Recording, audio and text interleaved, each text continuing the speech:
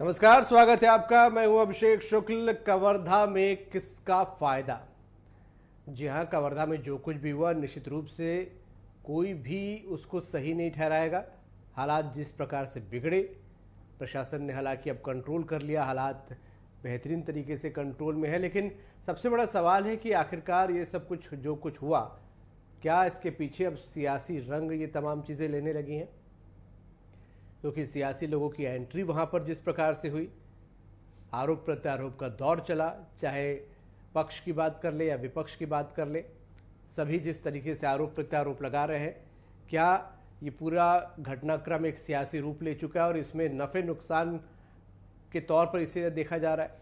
बहुत सारे सवाल सभी के हैं।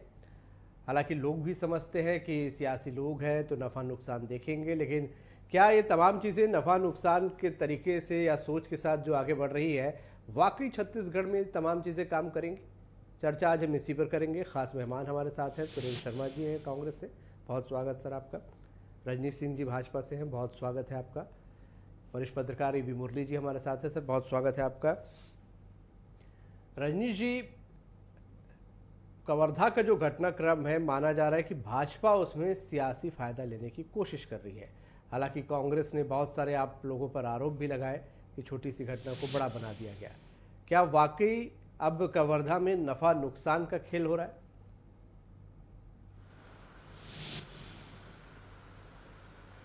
अभिषेक जी, छत्तीसगढ़ में जो भी घटनाएं हो रही है वो छोटी घटनाएं हैं। कांग्रेस के जितने नेता हैं, ये एक मंत्री बयान देता है जब यूपी में हमारी एक बहन के साथ दुराचार होता है तो वो बड़ी घटना है, लेकिन वो बलरामपुर में उससे भी ज़्यादा विभत्स घटना होता है तो मंत्री का बयान आता है कि छत्तीसगढ़ की घटना गंभीर नहीं है। सिलगेर में 4 आदिवासी भाइयों की गोली से हत्या हो जाती है, वो बहुत छोटी घटना है। बलरामपुर लगातार जल रहा है, 20-25 पंडो हमारे भाई बहन की मृत्यु हो जाती है, बहुत छोटी घटना है। जसपुर में छात्रावास में हमारी बहन के साथ दुराचार होता है, हत्या हो जाता है, कितना केस गिनाऊं।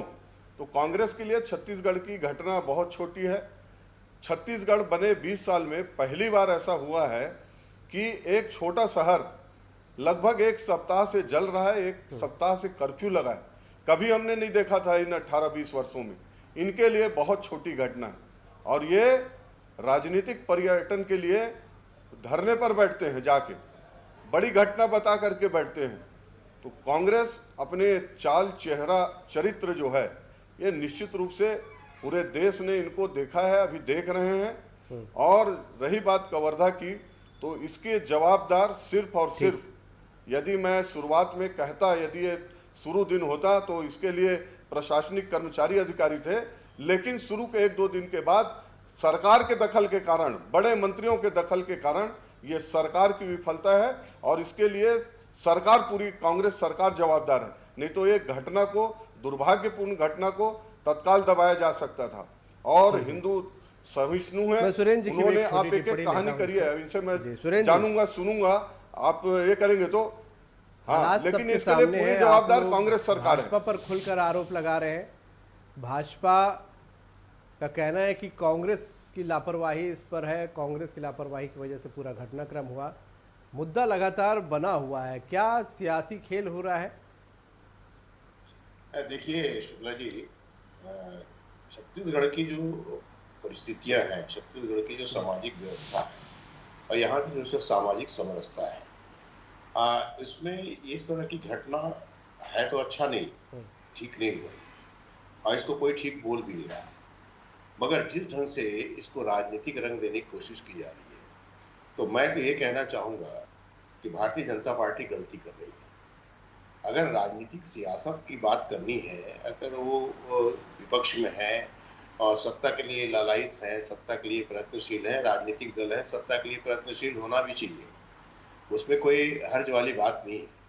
मगर आप अपनी राजनीति के लिए छत्तीसगढ़ जैसे एक जन समावेशी समाज के बीच में इतनी कटुता पैदा करने की जो कोशिश कर रहे हैं और राजनीति को एक घृणा के रास्ते पर जो ले जाने की कोशिश कर रहे हैं, ये बहुत दुर्भाग्यजनक है। वास्तविक बात तो ये है कि एक जिम्मेदार दल के नाते इन सारी परिस्थितियों को तत्काल संभालने के लिए और उस ढंग से बयानबाजी होना था, उस ढंग से कदम उठाए जाने चाहिए थे जिससे कि हमारी सामाजिक समरसता बनी रह सके। यहाँ पर छत्तीसगढ़ में तमाम धर्म के लोग, हम तो देखते हैं, हम गांव में रहते हैं, शहरों में रहते हैं, दुर्गा हो पूजा हो चाहे गणेश पूजा हो, सब मिलजुल कर करते हैं, सभी समाज के लोग, सभी धर्म के लोग। तो यहाँ ये इस किस्म की राजनीति जो है फल फूल नहीं पाएगी अभिषेक जी।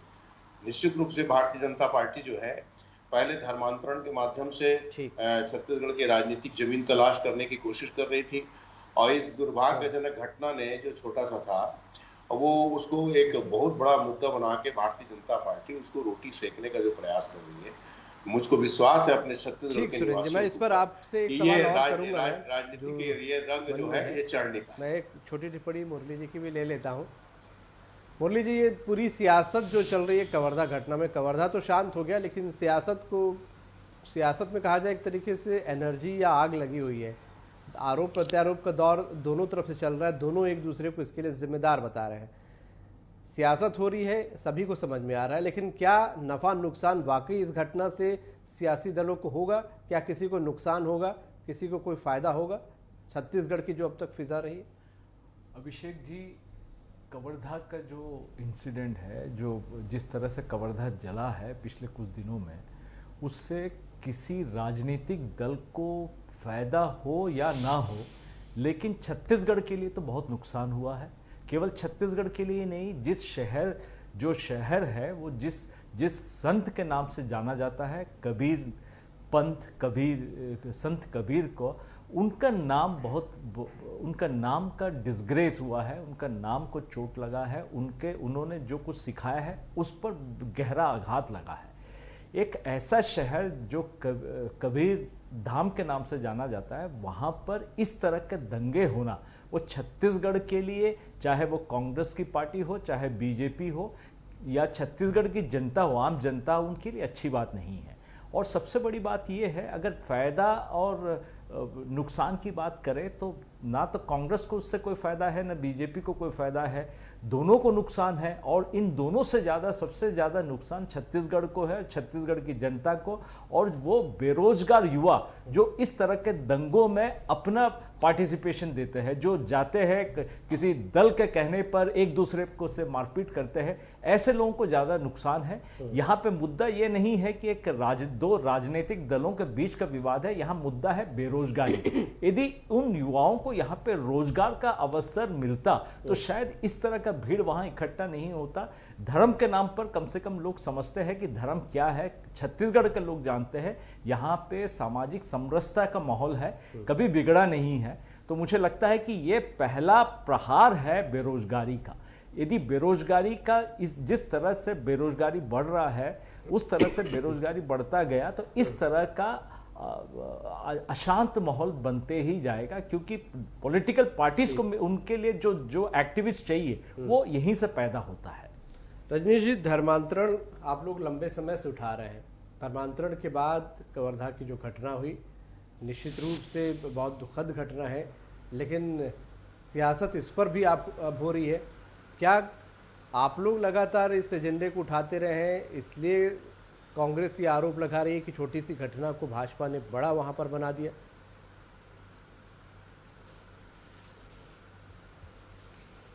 अभिषेक जी, आपने कहा धर्मांतरण का, क्या ये सच नहीं है कि एक वरिष्ठ मंत्री छत्तीसगढ़ का पत्र लिखता है धर्मांतरण को लेकर के कि पहाड़ियों में, अंबिकापुर के पहाड़ियों में रोहिंग्याओं को बसाया जा रहा है?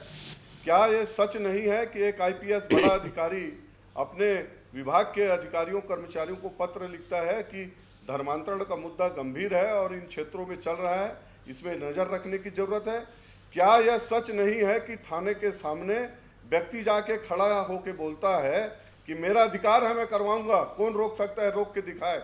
ये हिम्मत, और ये सरकार बताए। शर्मा जी अभी जो बात कर रहे हैं कि क्या कार्रवाई आपने किया है। दूसरी बात, ये छोटी घटना, मैंने पहले ही कहा, कांग्रेस के लिए छोटी घटना है। जम्मू कश्मीर छोटी घटना है, वहां हिंदुओं का कत्लेआम रोज हो रहा है, एक शब्द इनके मुंह से नहीं निकला है। जो राजनीतिक पर्यटन में निकले हैं, राजस्थान, पंजाब, छत्तीसगढ़ में जो घटनाएं हो रही है, इसमें एक शब्द नहीं बोलेंगे। और भारतीय जनता पार्टी लाभ नहीं देखती, हानि नहीं देखती।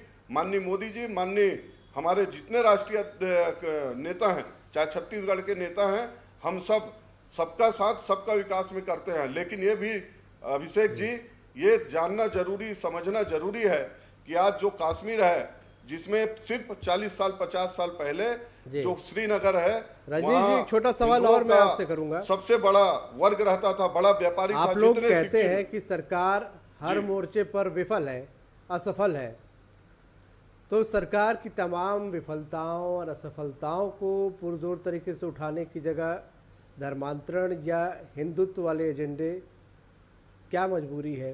क्या आपको लग रहा है इससे ज़्यादा रास्ता आसान हो जाएगा? बाकी मुद्दे अगर आप लोग बोलते हैं फेल है सरकार, तो बाकी मुद्दे उस तेजी के साथ क्यों नहीं उठ रहे हैं? अभिषेक जी, ये सुरेंद्र शर्मा जी यदि ये बोल रहे हैं छोटी घटना है, ये छोटी घटना नहीं है। ये एक सनातन धर्म जो विश्व का सबसे पुराना धर्म है, उसको कुचलने का प्रयास है, उनके आस्थाओं को खिलवाड़ करने का सवाल है। और पूरा अपना हम लोग बहस किस में कर रहे हैं अभिषेक जी, इसमें समय नहीं है। घटना क्या हुई है, एक लोहारा चौक है, वहाँ हिंदू धर्म का भी झंडा लगता था और हमारे मुस्लिम समाज के भाइयों का भी झंडा लगता था। विवाद किस चीज का हुआ? कांग्रेस में है हिम्मत कि कार्रवाई कर लेती, तो सभी को पता होगा, सबके अपने अपने परसेप्शन वहां पर है। रजनीश जी, मेरा सवाल था कि अगर आप अभिषेक जी, मैं क्षमा के साथ योजना विफल है, तो उन विफलताओं को क्यों नहीं पहले प्रायोरिटी से उठाया जा रहा? हम लोग अभिषेक जी, पिछले यदि कोरोना काल को छोड़ दो, उसके पहले का मैं नहीं बताऊंगा। आप विधानसभा में आते हैं, देखते हैं, विधानसभा में ये जवाब देने की स्थिति में है 70 लोग। इनके सरकार के कोई लोग हैं, हम 14 लोगों से है, आप देखे हैं, आप उसके गवाह हैं। और रही बात और अन्य विषयों का, रोज चल रहा है। कल हम लोग इनके राशन घोटाला में बैठे थे, कुछ दिन पहले किसान को बिजली नहीं दे रहे हैं, खाद नहीं दे रहे हैं, उसमें बैठे थे। अरे इतने विषय इनके लिए रोज लड़ रहे हैं, लेकिन ये बहुत बड़ा आस्था के साथ खिलवाड़ है और ये कमजोर समझते हैं। छोटी घटना आज दिवंगन वो जो है, आज भी उनका पता नहीं है और एक कांग्रेस सरकार नहीं बता पा रही है कार्रवाई किसके खिलाफ हुई है। शर्मा जी हैं, कांग्रेस के प्रवक्ता हैं, मैं उनसे जानना चाहता हूं कि कितने लोग को कार्रवाई की है, उनका थोड़ा नाम बताएं। तो बड़ी कर दी जो वीडियो हमने देखा है, जो हमने दृश्य देखा है। लेकिन मैं एक सवाल, क्योंकि आप लोग भी सियासी दल है, जानना चाहूंगा ये घटना क्या आप लोगों पर उल्टा भारी ना पड़ जाए? एक जो भाजपा जिस तरीके से आक्रामक तरीके से इस मुद्दे को उठा रही है। देखिए शुक्ला जी, बात हल्का या भारी पड़ने की बात नहीं है और नुकसान और फायदे की बात नहीं है। बात दरअसल ये है कि छत्तीसगढ़ के इतिहास में ये पहली घटना है जहां हिंदू और मुसलमान के नाम से, धर्म के नाम से या झंडे को लेकर के किसी तरह का विवाद हुआ हो और कोई शहर अशांत हुआ। अब चलिए ठीक है, वो वातावरण सुधर गया, हिंदू मुस्लिम एक हो गए, शांति की स्थापना हो गई, उन्होंने शांति मार्च भी निकाल दिया, शहर वाले एक हो गए, वहां पर शांति व्यवस्था कायम है। अब एक जिम्मेदार राजनीतिक दल के हैसियत से भारतीय जनता पार्टी को इस विषय को यहीं पर पटाक्षेप करना चाहिए था, मगर चूंकि शर्मा जी बीच में एक प्रश्न 5 सेकंड में, शर्मा जी एक प्रश्न आपसे पूछ लेता हूं, उसका भी जवाब दे दीजिएगा 5 सेकंड में। कि आपने कहा कि अब शांति व्यवस्था हो गई, जिनके खिलाफ FIR किया गया है, जेल भेजा गया है, हमारे सांसद, पूर्व विधायक, ऐसे लोगों के ऊपर आपने FIR किया है, ये शांति व्यवस्था हो गई मान लें। ये कार्रवाई आपने एक तरफा कर दिया और हम लोग चुप रहे, बोल भी मत पाए, धरना प्रदर्शन भी मत करें, इसके बारे में थोड़ा जरूर बताएंगे। और आप लोग जो जाके मुख्यमंत्री जाके संविधान के साथ खिलवाड़ कर रहे हैं, इसके बारे में भी थोड़ा सा जानकारी देंगे। देखिए, मैं तो सीधी एक बात जानता हूँ कि भारत देश में, चाहे छत्तीसगढ़ हो चाहे देश हो, दोनों जगह संविधान अपना काम करता है। एक कानून के हैसियत से सरकारें चलती हैं। तो अगर आपके साथ कोई पक्षपात हो रहा हो तो आपके पास बहुत सारे विकल्प खुले हुए हैं। मैं निश्चित रूप से कह सकता हूँ कि माननीय मुख्यमंत्री जी ने भी कहा है और सरकार भी कह रही है कि वहाँ पर कोई भी व्यक्ति अगर दोषी पाया जाएगा उसको बख्शा नहीं जाएगा। हम किसी भी हालत में लाभ हानि को देख करके नहीं, मगर छत्तीसगढ़ के वातावरण को भविष्य को देखते हुए इसके वातावरण को बिगाड़ने की अनुमति किसी हालत में नहीं दी जा सकती। और यहाँ पर कानून अपना काम करेगा निश्चित रूप से, और कानून को अपना काम करना ही भी चाहिए, मैं बिल्कुल आपको आश्वस्त करना चाहता हूं कि किसी के साथ कानून की कार्रवाई के तात्पर्य मतलब किसी के साथ अन्याय भी नहीं होगा। जो तथ्य आए हैं, जो उनकी उनकी मीमांसा होगी, अदालत में प्रस्तुत होगा, उसका निरूपण होगा, उसके बाद उसमें जो कार्रवाई होना है वो आगे कार्रवाई की जाएगी। उत्तर प्रदेश में गिरफ्तार करते हैं तो वहाँ रजनीश जी बहुत सारी एफआईआर हुई है आपके नेताओं उत्तर प्रदेश में ऐसी प्रकार की कानून व्यवस्था खड़ी होती। सवाल, आप लोग भी क्या एफआईआर हुई तो गिरफ्तारी देंगे क्या?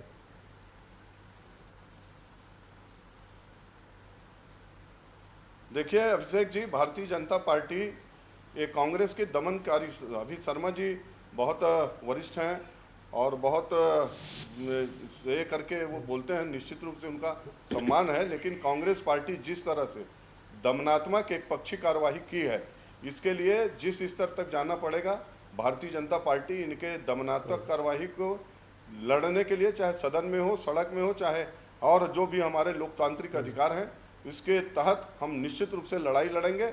और इनका दोहरा चरित्र दिख रहा है कि एक तरफ ये बोलते हैं कि यहाँ कानून सम्मत हो रहा है, दूसरे तरफ हल्ला करके बैठ जाते हैं कि हमारे नेताओं को एयरपोर्ट से नहीं निकलने दिया जा रहा है।